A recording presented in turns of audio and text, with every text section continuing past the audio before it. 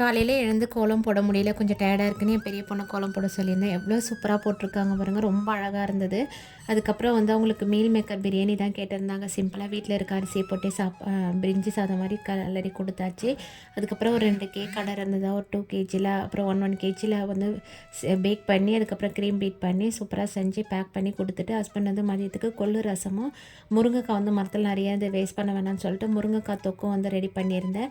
இந்த கொள்ளு ரசம் பார்த்திங்கன்னா, உடம்புலாம் டயர்டாக இருக்குது, வசதியாக இருக்குன்னா வச்சு சாப்பிட்டோம்னா ரொம்ப சூப்பராக இருக்குது, டேஸ்ட்டாகவும் இருந்தது. கடகடன்னு வந்து செஞ்சு முடிச்சுட்டேன். இன்றைக்கி வந்து எப்போவுமே முருங்கைக்காய் தொக்கு வந்து முருங்கைக்காய் மட்டும் தாளித்து நல்லா மசாலா மாதிரி சூப்பராக பண்ணுவேன். இன்றைக்கி வந்து கொஞ்சம் தொக்கு மாதிரி வச்சுட்டோம்னா நைட்டுக்கும் தோசை இட்லிக்கு வச்சு சாப்பிட்டுக்கலாம்னு சொல்லிட்டு தொக்கு மாதிரி வெங்காயம் தக்காளியெல்லாம் போட்டு ரெடி பண்ணியிருந்தேன்.